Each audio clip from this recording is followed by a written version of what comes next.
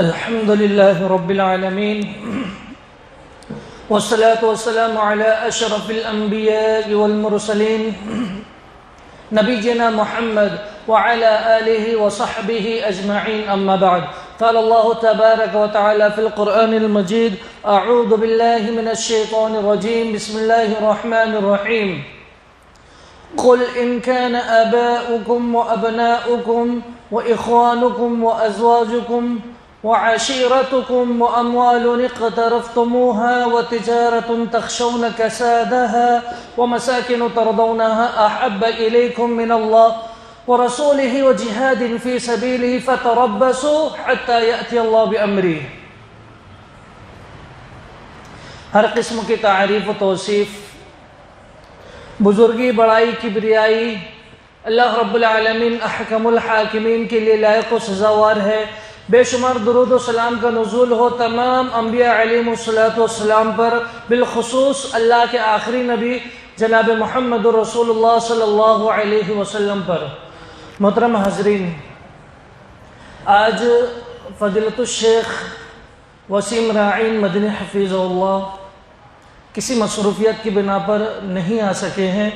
انشاءاللہ آئندہ ہفتہ سے وہ تسلسل کے ساتھ درس قرآن دیں گے. آج ان کے عدم موجودگی میں کچھ باتیں آپ کے سامنے درس قرآن کے تعلق سے رکھنا چاہتا ہوں کہ وہ کون سی باتیں جس کا جاننا ہمارے لیے ضروری ہے. قرآن مجید کو قرآن کہنا خود کلام الہی کی دلیل ہے. قرآن مجید کو قرآن کریم کہنا یہ خود اللہ کے کلام کی دلیل ہے. کیسے؟ قرآن کا مادہ کیا ہے، قرآن کسے کہتے ہیں، اس کے اندر علماء کا اختلاف ہے. قرآن مجید میں اللہ رب العالمین نے 66 مقامات پر 66 مقامات پر اللہ تعالیٰ نے قرآن مجید کو قرآن کہا ہے، اور اس کے معنی میں علماء میں اختلاف ہے. دو باتیں آپ کے سامنے رکھنا چاہتا ہوں. پہلی چیز یہ، بعض علماء کہتے ہیں لفظ قرآن قاف اور را اور نون سے مل کر بنا ہے، قرن سے بنا ہے، جس کا معنی ہوتا ہے عربی زبان میں ملانا، جوڑنا، مربوط کرنا. چونکہ قرآن شریف کی آیتیں، سورتیں آپس میں ملی ہوئی ہے، آپس میں ایک دوسرے سے ربط ہے، اس کے لیے قرآن کو قرآن کہا جاتا ہے. بعض علماء نے یہ کہا. بعض علماء کہتے ہیں قرآن در اصل اس کا مادہ قاف، را اور الف حمزہ ہے، قرأ، جس کا معنی ہوتا ہے پڑھنا. دنیا میں سب سے زیادہ پڑھی جانے والی کتاب قرآن مجید ہے، اور اسی بات کو علماء اکرام توجیہ دیتے ہیں کہ سب سے بہتر ترجیح یہی ہے. قرآن کا اصل معنی ہوتا ہے قرأ، پڑھنا. سب سے زیادہ پڑھی جانے والی کتاب قرآن ہے. قرآن کو قرآن، جیسے کہ میں نے کہا تھا، قرآن کو قرآن کہنا یہ کلام الہی کی دلیل ہے. کیسے؟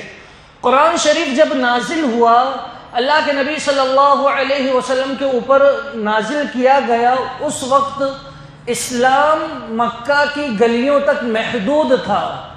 ابتدا میں اسلام، جن لوگوں نے اسلام قبول کیا تھا اپنے اسلام کو چھپائے ہوئے تھے. قرآن کریم اس وقت نازل ہوتا تھا اور اس وقت کہا گیا کہ یہ قرآن ہے، اور اللہ رب العالمین نے آگے چل کر اس بات کو ثابت کر دیا کہ قرآن کو اس زمانے میں قرآن کہا گیا ہے. آج سب سے زیادہ پڑھی جانے والی کتاب یہی قرآن شریف ہے. یہ قرآن شریف سب سے زیادہ پڑھی جانے والی کتاب ہے. آپ دنیا کے کسی بھی علاقے میں چلے جائیے، دیکھ لیجئے، سب سے زیادہ پڑھی جانے والی کتاب یہی قرآن شریف ہے. قرآن شریف کیسے نازل ہوا؟ حضرت جبرائیل علیہ السلام اللہ رب العالمین کے پیغام کو لے کر آتے اور اللہ کے نبی پر وحی کرتے، القاء کرتے، ڈالتے. اللہ کے نبی اس کو یاد کر لیتے، اس کی تلاوت کرتے. صحابہ اکرام اس کو سن کر یاد کر لیتے، اسے ہڈیوں پر، چمڑوں پر، درخت کی چھالوں پر لکھ لیتے، اور پھر صحابہ اکرام اپنے علاقے کی مساجد میں جا کر نماز پڑھتے، قرآن شریف کی تلاوت کرتے، ان کو دیکھ کر دوسرے صحابہ اکرام اس کو سیکھتے، یاد کرتے، پھر وہ اپنے علاقے میں جا کر پڑھتے۔ اس طرح سے تواتر کے ساتھ قرآن شریف ہم تک یہ پہنچا۔ ایک واقعہ امام بخاری رحمۃ اللہ علیہ نے بخاری شریف کے اندر 4986 حدیث نمبر پر ایک واقعہ ذکر کیا ہے۔ حضرت زید بن ثابت رضی اللہ تعالیٰ عنہ سے، حضرت زید بن ثابت رضی اللہ تعالیٰ عنہ کہتے ہیں حضرت ابو بکر صدیق رضی اللہ تعالیٰ عنہ نے میرے پاس آدمی بھیج کر مجھ کو بلوایا اور کہا کہ زید بن ثابت، تم اللہ کے زمانے، اللہ کے رسول صلی اللہ علیہ وسلم کے زمانے میں وحی کو لکھا کرتے تھے، تم قابل اعتماد آدمی ہو، تمہارے اوپر تم ایسے شخص ہو جس کی بات کو کوئی انکار نہیں کر سکتا۔ یہ حضرت عمر ہیں جو میرے پاس آئے اور مجھ سے کہہ رہے ہیں کہ قرآن شریف کو ایک جگہ جمع کر لو۔ معاملہ دراصل یہ ہے کہ جنگ یمامہ بہت ہی خونریز جنگ ہوئی اور کثرت کے ساتھ حفاظ اکرام شہید ہوئے۔ حضرت عمر کہتے ہیں کہ مجھے خدشہ ہے کہ کہیں قرآن شریف کا ایک حصہ جو حفاظ کے دل میں ہے ضائع نہ ہو جائے، تو میں چاہتا ہوں کہ قرآن شریف کو تم ایک جگہ جمع کر دو۔ حضرت ابو بکر رضی اللہ تعالیٰ عنہ کہتے ہیں کیف نفعلہ شیئا لم یفعلہ رسول اللہ صلی اللہ علیہ وسلم، میں اس کام کو کیسے انجام دوں جس کام کو اللہ کے رسول نے نہیں کیا، میں کیسے کر سکتا ہوں؟ قرآن تو نبی کے زمانے میں نازل ہوا، اللہ کے نبی نے جمع نہیں کروایا، تو میں کیسے وہ کام کر سکتا ہوں جو کام اللہ کے نبی نے نہیں کہا؟ حضرت عمر جواب دیتے ہیں واللہ خیر، اللہ کی قسم اس میں خیر ہے، آپ اس کو جمع کر دیجئے۔ حضرت ابو بکر برابر اس کا انکار کرتے، رسول نے جو کام نہیں کیا میں کیسے کر سکتا ہوں؟ آخر کار حضرت ابو بکر کہتے ہیں اللہ رب العالمین نے میرا سینہ کھول دیا اور میری رائے بھی حضرت عمر کی رائے کے مطابق ہو گئی۔ چنانچہ زید بن ثابت کہتے ہیں حضرت ابو بکر کہتے ہیں تم قرآن شریف جمع کرنا شروع کر دو۔ حضرت زید بن ثابت وہی جواب دیتے ہیں کیف نفعل شیئا لم یفعلہ رسول اللہ، میں وہ کام کو کیسے انجام دوں جس کام کو اللہ کے رسول نے انجام نہیں دیا؟ چنانچہ وہ بھی برابر انکار کرتے رہے، آخر اللہ رب العالمین نے زید بن ثابت کا سینہ کھول دیا۔ چنانچہ زید بن ثابت کہتے ہیں کہ یہ دونوں بزرگ اتنا سخت کام مجھے دیے ہیں، اگر مجھے پہاڑ ڈھونے کو حکم دیتے تو پہاڑ کو میں اٹھا کر دوسری جگہ رکھ دیتا، لیکن قرآن شریف کو جمع کرنا بہت مشکل کام تھا، لیکن دونوں بزرگوں نے کہا تو اس کے لیے مجھے کرنا پڑے گا۔ چنانچہ وہ جاتے ہیں قرآن شریف جمع کرنا شروع کرتے ہیں، قرآن شریف کو جمع کرتے ہیں اور کہتے ہیں کہ مجھے جہاں بھی علم ہوتا ہے کہ فلاں شخص کے پاس قرآن شریف کا علم ہے، میں اس کے پاس جاتا، اس سے وہ آیت کریمہ لکھ لیتا۔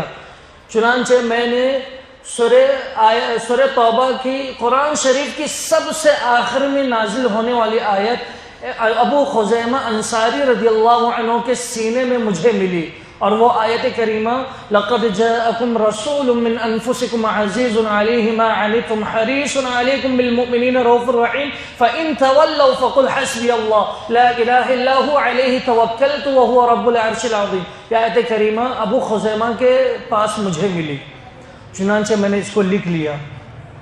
جب قرآن شریف تیار ہو گیا، مصحف تیار ہو گیا، تو میں حضرت ابو بکر کی خدمت میں پیش کیا۔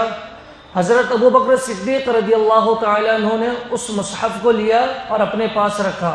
ابو بکر کے انتقال کے بعد یہ مصحف حضرت عمر بن خطاب رضی اللہ تعالیٰ عنہ کے پاس گیا، اور جب حضرت عمر کا بھی انتقال ہو گیا تو وہ حضرت عمر کی بیٹی حضرت حفصہ بنت عمر کے پاس یہ مصحف رہا۔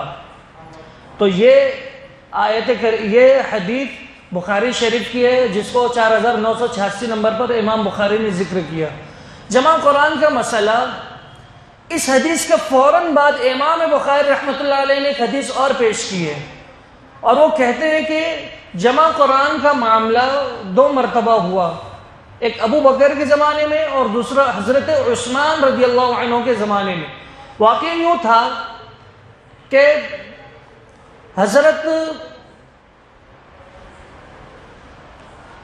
عثمان رضی اللہ تعالیٰ عنہ کے زمانے میں جب لوگوں کی فتوحات ہوئی، ہم سب جانتے ہیں، شاید آپ لوگوں کو علم نہ ہو، قرآن شریف ابتدا میں 7 زبانوں میں نازل کیا گیا۔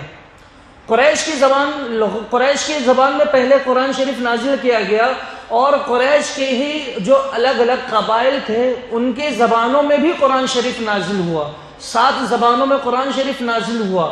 اور یہ اس وقت کی بات ہے جب اللہ کے رسول صلی اللہ علیہ وسلم زندہ تھے۔ حضرت عثمان کے دور میں، حضرت عمر کے دور میں فتوحات کا سلسلہ دراز ہوا، اور حضرت عثمان کا جب زمانہ آیا تو معاملہ یہاں تک پہنچ گیا، حضرت حذیفہ بن یمان رضی اللہ عنہ حضرت عثمان کے پاس آتے اور کہتے ہیں کہ اے عثمان بن خطاب، اے عثمان غنی، آپ فوراً اس امر کی جانب توجہ دیجئے کہ لوگ ایک دوسرے کی تغلیط کر رہے ہیں، ایک دوسرے کو غلط کہہ رہے ہیں۔ قرآن شریف کی یہ تلاوت کرتا ہے تو فلاں شخص آتا ہے اور اس کو غلط کہتا ہے، وہ تلاوت کرتا ہے تو وہ شخص غلط کہتا ہے۔ اسی طرح جب اسلامی فتوحات کا سلسلہ دراز ہوا، لوگ اسلام قبول کیے تو ان کی زبان میں علاقائیت پائی جاتی ہے۔ علاقائیت ہمارے یہاں بھی پائی جاتی ہے، ہمارا تجربہ ہوگا اس سلسلے میں کہ بہت سارے علاقے میں جیسے بنگال، بہار، یو پی کے لوگ جب قرآن شریف پڑھتے ہیں تو الف کو کاٹتے ہیں، قل اعوذ برب الناس ملک الناس، جان بوجھ کر نہیں کاٹتے کیونکہ ان کے علاقے میں ویسی ہی بولی جاتی ہے، پھر وہ سیکھنے کے بعد اپنا لہجہ درست کرتے۔ تو ایسے علاقائیت زبان کے اندر پائی جا رہی تھی، اور اپنے علاقے کی زبان میں پڑھنے کی وجہ سے لوگ ایک دوسرے کو غلط کہہ رہے کہ تم جو پڑھ رہے ہو یہ غلط ہے۔ حضرت عثمان کو لگا کہ واقعی یہ بالکل صحیح بات کہہ رہے ہیں، فوراً وہ حکم دیتے ہیں، 4 لوگوں کی کمیٹی بٹھاتے ہیں۔ سب سے پہلے نمبر حضرت زید بن ثابت رضی اللہ تعالی عنہ، دوسرا حضرت عبداللہ بن زبیر، عبد الرحمن بن حارث بن ہشام رضی اللہ عنہ، اور سعید بن جبیر۔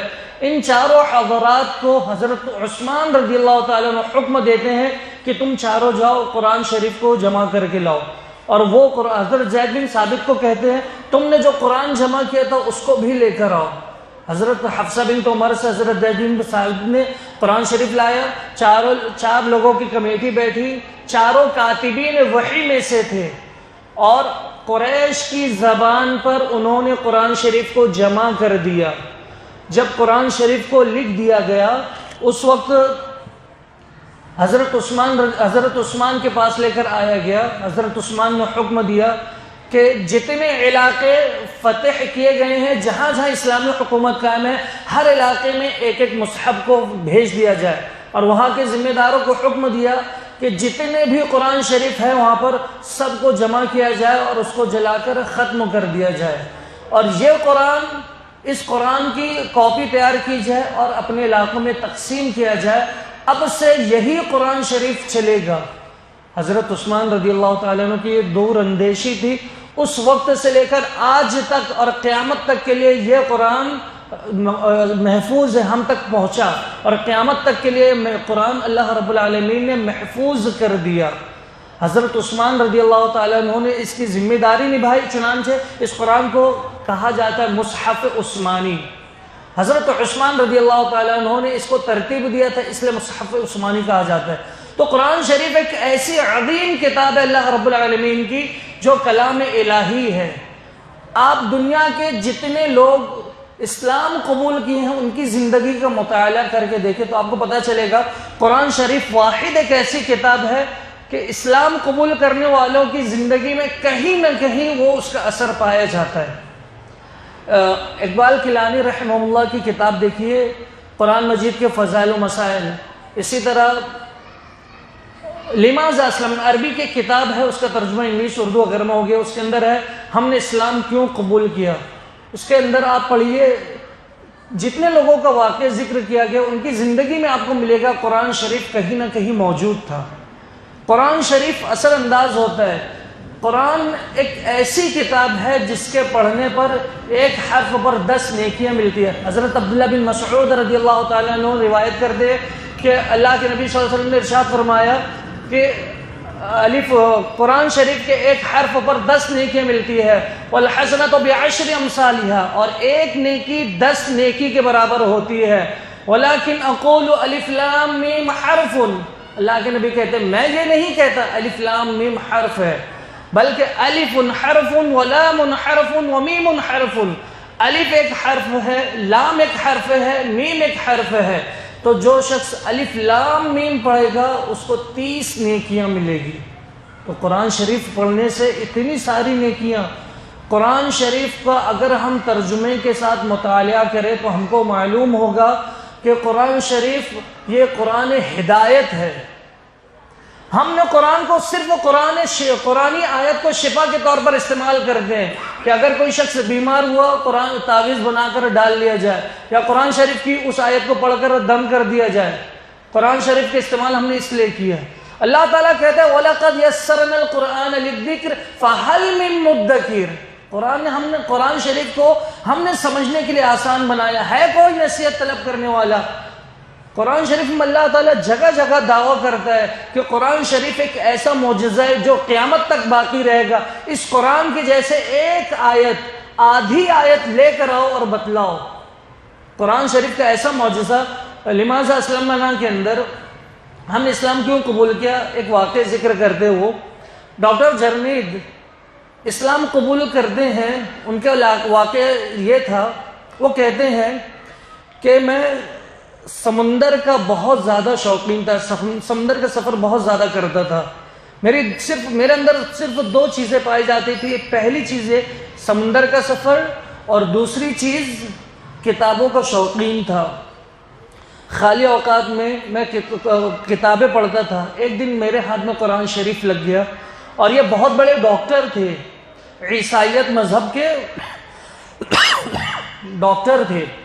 انہوں نے کہا کہ قرآن شریف کو جب مطالعہ کیا میں، سمندر کے بیچ میں یہ آیت کریمہ جو عشاء کے بعد تلاوت کی گئی نماز کے اندر کہ او کظلمات فی بحر اللجی یغشاہ موج من فوقہ سحاب ظلمات بعضها فوق بعض، کہ ایسی خطرناک اندھیرا، سمندر کا خطرناک اندھیرا، بہت زیادہ اندھیرا، اور موج کے اوپر موج، ایک موج ہے دوسری موج، اور فیہ سحاب، اور اس کے اوپر بادل کا اندھیرا، سمندر کا اندھیرا، موج در موج، ایک موج کے بعد دوسری موج، مسلسل موجوں کا اندھیرا اور بادل کا اندھیرا۔ کتنی زیادہ گہرائی ہے۔ اللہ تعالیٰ کہتا ہے اذا اخرج یدہ لم یکد یراہا، مشرک کی مثال ایسے ہی ہے کہ جب اس گہرائی کے اندر سے، سمندر کے اندر سے اپنے ہاتھ کو نکال کر کہے گا بچاؤ بچاؤ، تو کون ہے جو اس کو بچا سکتا ہے؟ لم یکد یرا، کوئی اسے دیکھ ہی نہیں سکتا۔ ایک سمندر کے بیچ میں، سمندر کی گہرائی ہے، بادل کا اندھیرا ہے، موج کا اندھیرا ہے، اور ہاتھ نکال کر کہہ رہے بچاؤ، تو کوئی اسے دیکھ نہیں سکتا۔ یہ مثال مشرک کی ہے۔ جب وہ یہ آیت کریمہ تلاوت پڑھتے ہیں تو فوراً ان کے ذہن میں خیال آتا ہے کہ یہ، ان کو معلوم نہیں تھا کہ قرآن شریف کس کے اوپر نازل ہے یا کون سی کتاب ہے۔ وہ کہتے ہیں کہ میرے ذہن میں خیال آیا کہ یہ کتاب جس نے بھی لکھا ہے اپنی پوری زندگی سمندر کا سفر کیا ہے۔ یہ بات وہی کہہ سکتے جو ہمیشہ سمندر میں رہا ہو، لیکن جب اس کو پتہ چلتا کہ یہ بات کہنے والا وہ ان پڑھ اور جاہل تھا، امی تھا، انہوں نے اپنی پوری زندگی میں کبھی بھی سمندر کا سفر نہیں کیے، تو فوراً اسلام قبول کر لیے کہ ان پڑھ آدمی ہو کر ایسی بات کہتا ہے جو میں پوری زندگی سمندر کے اندر لگا دیا، جو میں جس بات کو سمجھ پا رہا ہوں کہ وہ بات وہ شخص کہہ رہا ہے، تو یقیناً یہ اس کا کلام نہیں بلکہ اللہ کا کلام۔ فوراً اسلام قبول کر۔ بے شمار آپ کو ایسے واقعات ملیں گے جو یہ بتلاتے ہیں کہ قرآن شریف کی اسلام، جب کوئی شخص قرآن شریف کا مطالعہ کرتا ہے تو اسلام سے قریب آتا ہے اور قرآن اس کے اوپر اثر انداز ہوتا ہے۔ محترم حضرات، حضرت عبداللہ بن مسعود رضی اللہ تعالیٰ عنہ کہتے ہیں کہ ایک مرتبہ ہم مسجد کے اندر بیٹھے ہوئے تھے، جس طریقے سے ہم بیٹھے ویسے ہی بیٹھے ہوئے تھے۔ امیر معاویہ رضی اللہ تعالیٰ عنہ آئے، جامع ترمذی کی صحیح روایت ہے، کہنے لگے کہ عبداللہ تم یہاں کیوں بیٹھے ہو؟ عبداللہ بن مسعود کہتے ہیں کہ امیر معاویہ، ہم جلسنا نذکر اللہ، ہم اللہ کا ذکر کرنے کے لیے بیٹھے ہیں۔ تو کہتے قسم کھا کر ہو تم اسی لیے بیٹھے ہو؟ تو کہتے اللہ کی قسم ہم اسی لیے بیٹھے.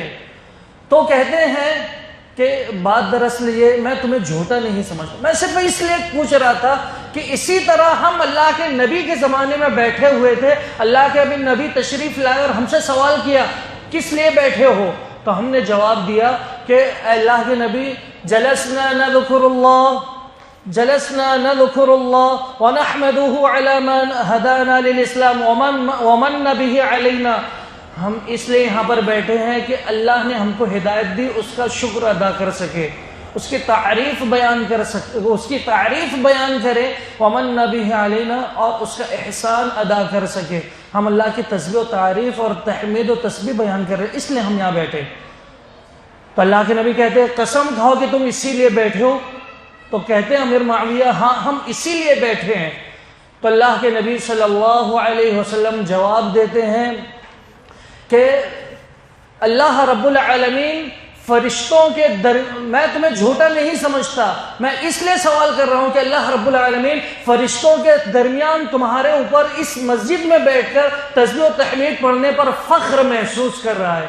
کتنی بابرکت مجلس ہے، کتنی اچھی مجلس ہے کہ تم ایسی جگہ پر بیٹھے ہو، اللہ کا ذکر تسبیح و تحمید بیان کر رہے ہو، اللہ کی تعریف بیان کر رہے ہو، قرآن شریف سیکھ رہے ہو اور سکھلا رہے ہو.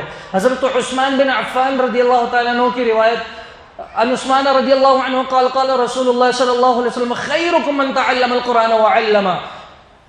صحیح بخاری کی روایت ہے، حضرت عثمان کہتے ہیں کہ اللہ کے نبی صلی اللہ علیہ وسلم نے ارشاد فرمایا تم میں سب سے بہتر شخص وہ ہے جو قرآن شریف سیکھے اور اس کو سکھلائے. جو قرآن کو سیکھتا ہے اور اس کو سکھلاتا ہے، سب سے بہتر شخص وہ ہے. اللہ کے نبی نے کسی ڈاکٹر کا، انجینئر کا، پیسے والے کا، عہدے والے کا، کسی اونچے پوسٹ والے کا نام نہیں لیا، بلکہ سب سے بہترین شخص اس کو قرار دیا جو قرآن شریف کو سیکھتا ہے اور اس کو سکھلاتا ہے. قرآن شریف کے بارے میں ہم سب جانتے ہیں کہ جب ہم قرآن کا علم یتدارسون بینہم الا حفت علیہم الملائکہ وغشیتہم الرحمہ وذکرہم اللہ فی من عنده. جب قرآن کی مجلس لگتی ہے تو فرشتے ایسی مجلس کو اپنے پر سے ڈھانپ لیتے ہیں، اللہ کی رحمت نازل ہوتی ہے اور اللہ رب العالمین اپنے مقربین فرشتوں کے درمیان اس کا ذکر کرتا ہے. تو یہ مجلس قرآن شریف کا درس جس کو ہم معمولی سمجھ رہے ہیں، یہ معمولی چیز نہیں ہے. قرآن شریف کا اگر ہم مطالعہ کریں تو ہمیں معلوم ہوگا کہ قرآن شریف دنیا میں جتنے بھی مسائل ہیں، تمام مسائل کا حل قرآن شریف کے اندر ہے. قرآن شریف میں اللہ تعالیٰ کہتا ہے آج ہمیں پریشانی ہے پانی کی، ہمیں پریشانی ہے معاش کی، ہمیں پریشانی ہے بجلی کی، دنیا میں جتنی بھی پریشانیاں ہیں اللہ رب العالمین اس کے بارے میں کہتا ہے وَمَنْ أَعْرَضَ عَنْ ذِكْرِي فَإِنَّ لَهُ مَعِيشَةً ضَنْكًا. جو شخص میرے ذکر سے اعراض کرے گا، میرے ذکر سے ذکر کسے کہتے ہیں؟ اگر آپ کچھ اور ترجمہ کریں، میں کچھ اور ترجمہ کروں تو یہ غلط ہو جائے گا. قرآن شریف سے پوچھتے ہیں. اللہ رب العالمین کہتا ہے سورہ نحل میں اِنَّا نَحْنُ نَزَّلْنَا الذِّكْرَ وَإِنَّا لَهُ لَحَافِظُونَ. اس ذکر کو ہم نے نازل کیا، اس کی حفاظت کرنے والے ہم ہیں. تو ذکر سے مراد قرآن شریف، ذکر سے مراد قرآن و حدیث. تو اللہ رب العالمین کہتا ہے وَمَنْ أَعْرَضَ عَنْ ذِكْرِي، جو میرے ذکر سے اعراض کرے گا فَإِنَّ لَهُ مَعِيشَةً ضَنْكًا، تو اللہ رب العالمین اس کی زندگی کو تنگ کر دے گا. معیشتاً ضنکا، اس کی زندگی تنگ ہو جائے گی. معیشتاً ضنکا سے مراد مفسرین کہتے ہیں دنیا میں جتنے بھی مصائب ہے، تکالیف ہے، سب معیشتاً ضنکا میں شامل ہے. جو بھی پریشانیاں ہوں، رشتوں کا نہ ہونا، معاش میں کمی کا ہونا، یا پھر کوئی اور مصیبتیں ہمارے اوپر ہے، یہ معیشتاً ضنکا میں شامل ہے. اور اللہ رب العالمین کہتا ہے فَإِنَّ لَهُ مَعِيشَةً ضَنْكًا. کچھ مفسرین نے معیشتاً ضنکا کی تفسیر عذاب قبر سے کی ہے. جو ذکر سے، قرآن و حدیث سے اعراض کرے گا اس کو قبر میں عذاب دیا جائے گا. اللہ رب العالمین آگے کہتا ہے وَنَحْشُرُهُ يَوْمَ الْقِيَامَةِ أَعْمَى، قیامت کے دن ہم اسے اندھا بنا کر اٹھائیں گے. جو قرآن شریف پڑھتا نہیں تھا، قرآن کے اوپر تدبر کرتا نہیں تھا، قرآنی مجلس میں شامل نہیں ہوتا تھا، اللہ تعالیٰ کہتے ہیں ہم اسے قیامت کے دن اندھا بنا کر اٹھائیں گے. قال رب لما حشرتنی اعمی، وہ شخص کہے گا پروردگار تو نے مجھے اندھا کیوں بنایا؟ وَقَدْ كُنْتُ بَصِيرًا، میں تو دنیا میں دیکھنے والا تھا، میں دنیا میں دیکھا کرتا تھا، تو مجھے اندھا کیوں کر دیا؟ قَالَ كَذَلِكَ أَتَتْكَ آيَاتُنَا فَنَسِيتَهَا، تو اللہ رب العالمین کہے گا کہ جس طرح دنیا میں تو نے میری آیتوں کو بھلا دیا تھا، آج تجھے بھلا دیا جائے گا۔ یہ رب العالمین ہے جو کہہ رہا ہے کہ جو قرآن سے اعراض کرے گا ہم اس کو قیامت کے دن بھلا دیں گے اور اندھا بنا کر جہنم میں ڈال دیں گے۔ تو درس قرآن جب ہم اس کا آغاز کر رہے ہیں تو ہمیں چاہیے کہ ہم درس قرآن میں اپنے ساتھ اپنے دوست احباب کو بھی لے کر آئیں، اپنے ساتھ اپنے بال بچوں کو بھی لے کر آئے، کیونکہ قیامت کے دن اللہ رب العالمین اپنی ذمہ داریوں کے تعلق سے سوال کرنے والا ہے کہ تم نے اپنی ذمہ داری کو کہاں تک نبھایا۔ وَكُلُّكُمْ مَسْئُولٌ عَنْ رَعِيَّتِهِ فَالْإِمَامُ رَاعٍ، امام راعی ہے، اس کے مسلیوں کے بارے میں اس سے سوال کیا جائے گا۔ آدمی ذمہ دار ہے، اس کے گھر کی ذمہ داریوں کے تعلق سے سوال کیا جائے گا۔ عورت ذمہ دار ہے، اس کے شوہر کی، اس کے شوہر کے مال کی، اس کے بچوں کی، اس کی ذمہ داری سے تعلق سوال کیا جائے گا۔ جو جتنا ذمہ دار شخص ہوگا اس کو اتنی اپنی ذمہ داری کے تعلق سے قیامت کے دن جواب دینا پڑے گا۔ قیامت کے دن ہم اللہ رب العالمین اگر ہم سے سوال کر لیا تم تو مسجد میں آتے تھے، مصلی تھے، نماز پڑھتے تھے، درس قرآن میں جاتے تھے، لیکن اپنے بچوں کو کیوں نہیں لے کر گئے؟ اپنے دوست احباب کو کیوں نہیں لے کر آئے؟ 24 گھنٹہ اپنے دوست کے ساتھ بیٹھا کرتے تھے، تم کیوں نہیں لے کر آئے؟ اس وقت ہمارے پاس کوئی جواب نہیں ہوگا۔ تو ہمیں قرآن شریف کو اپنے یاد کرنا، اس کو پڑھنا، اس کی حفاظت کرنا، اس کے مطابق اپنی زندگی گزارنا اللہ رب العالمین کو یہ پسند ہے۔ خطبہ مسنونہ کے بعد جو آیت کریمہ آپ کے سامنے تلاوت کیا تھا، بس وہ آیت کریمہ پڑھ کر میں اپنی بات کو ختم کروں گا۔ اللہ رب العالمین کہتا ہے سورۃ توبہ میں قُلْ إِن كَانَ آبَاؤُكُمْ، اے نبی کہہ دیجیے۔ اس آیت کریمہ میں دھمکی ہے۔ آج جب درس قرآن شروع کیے جا رہے ہیں تو ہم اتنی کثیر تعداد میں جمعہ کے دن ہم یہاں شامل ہوتے ہیں، لیکن جب درس کا نام آتا ہے تو بہت کم لوگ رہتے ہیں۔ اللہ رب العالمین دھمکی دے کے کہہ رہا ہے اس دنیا میں انسان جب آتا ہے 10 چیزوں سے اس کا واسطہ پڑتا ہے۔ دنیا میں کوئی بھی انسان ہو 10 چیزوں سے اس کا واسطہ پڑتا ہے۔ پہلا قُلْ إِن كَانَ آبَاؤُكُمْ، اے نبی کہہ دیجئے اپنے تمہارے باپ، وَأَبْنَاؤُكُمْ تمہارے بیٹے، وَإِخْوَانُكُمْ تمہارے بھائی، وَأَزْوَاجُكُمْ تمہاری بیوی، وَعَشِيرَتُكُمْ تمہارا خاندان، وَأَمْوَالٌ اقْتَرَفْتُمُوهَا اور وہ مال تجارت جس کو تم نے اپنے کمایا ہے، تمہاری مال تجارت، وَتِجَارَةٌ تَخْشَوْنَ كَسَادَهَا تمہاری تجارت جس میں نقصان کا تمہیں خدشہ لگا رہتا ہے، کبھی بھی نقصان ہو جائے گا۔ وَأَمْوَالٌ اقْتَرَفْتُمُوهَا وَتِجَارَةٌ تَخْشَوْنَ كَسَادَهَا وَمَسَاكِنُ تَرْضَوْنَهَا اور تمہارے گھر جس میں تم رہتے ہو، تمہارے قیمتی گھر جس میں تم رہتے ہو، احب الیکم من اللہ ورسولہ اللہ سے زیادہ تم اگر ان سے محبت کرتے ہو، اپنے بھائی سے محبت کرتے ہو، باپ سے، بیٹے سے، بیوی سے، خاندان سے، اپنی تجارت سے، اپنے مال سے اور اپنے بستروں سے اگر تم محبت کرتے ہو، فتربصوا تو انتظار کرو، حتیٰ یأتی اللہ بامری یہاں تک کہ اللہ اپنے معاملے کو لے کر آ جائے۔ واللہ لا یہدی القوم الفاسقین اللہ تعالیٰ فاسق لوگوں کو ہدایت نہیں دیتا۔ لہٰذا ہمیں چاہیے کہ ہم اللہ رب العالمین نے جو ہمیں مہلت دی ہے، اگر ہم محبت کرتے اپنے خاندان رشتہ داروں سے تو ہمیں چاہیے کہ ہم اپنے بچوں کو بھی لے کر آئے، قرآن شریف کی مجلس میں بیٹھائے، قرآنی تعلیم ان کو سکھلائے۔ قرآن شریف کی بنیاد پر صحابہ کرام عہدے دیا کرتے تھے۔ اللہ کے نبی صلی اللہ علیہ وسلم قرآن کی بنیاد پر حافظ قرآن کو پہلے قبر میں داخل فرماتے تھے۔ قرآن کی بنیاد پر حضرت عمر گورنری عطا کرتے تھے۔ اللہ کے نبی صلی اللہ علیہ وسلم نے ارشاد فرمایا لا حسد الا فی اثنتین رجل آتاہ اللہ القرآن کہ دو آدمیوں پر رشک کرنا جائز ہے، 2 آدمیوں کے اوپر ان کا ایسا عمل جس کے اندر 2 باتیں پائی جاتی ہے اس کے اوپر رشک کیا جا سکتا ہے، وہ قابل رشک ہے۔ کون؟ رجل آتاہ اللہ القرآن ایسا آدمی جس کو اللہ رب العالمین نے قرآن شریف کو یاد کروایا، قرآنی تعلیم دی، قرآن کا عالم بنایا، حافظ بنایا، وہ قرآن شریف کو دن اور رات پڑھتا ہے، نماز پڑھتا ہے، اس کے مطابق زندگی گزارتا ہے، وہ آدمی قابل رشک ہے، اس کے اوپر رشک کیا جائے گا۔ وَرَجُلٌ آتَاهُ اللَّهُ مَالًا، اور ایسا آدمی جس کو اللہ رب العالمین نے مال عطا کیا، دن رات اللہ کے راستے میں خرچ کرتا ہے، ایسا آدمی بھی قابل رشک ہے۔ تو اللہ رب العالمین دیکھیں قرآن شریف کے اوپر اگر ہم معمولی سے نگاہ ڈالیں تو ایک ادنا سا شخص بھی کہے گا قرآن شریف جس رات نازل ہو لیلۃ القدر بنا دی گئی، قرآن شریف جس نبی پر نازل کیا گیا وہ افضل الانبیاء بنا دیا گیا، قرآن شریف جس امت پر نازل کی گئی وہ خیر امت قرار دیا گیا، اور آج ہم سب سے زیادہ قرآن شریف سے ہی دور ہے۔ اقبال کہا کرتے تھے وہ معزز تھے زمانے میں مسلمان ہو کر، اور ہم خار ہوئے تارک قرآن ہو کر۔ اللہ رب العالمین سے دعا اللہ رب العالمین ہمیں ہماری زندگی قرآن شریف کے مطابق گزارنے کی توفیق عطا فرما۔ رب العالمین تو جب تک ہمیں زندہ رکھ، عزت و احترام کے ساتھ کلمہ توحید پر باقی رکھ، اور ہمارا خاتمہ ایماندار فرما۔ اقول قولی ھذا واستغفر اللہ لی ولکم ولسائر المسلمین فاستغفروا انہ ھو الغفور الرحیم۔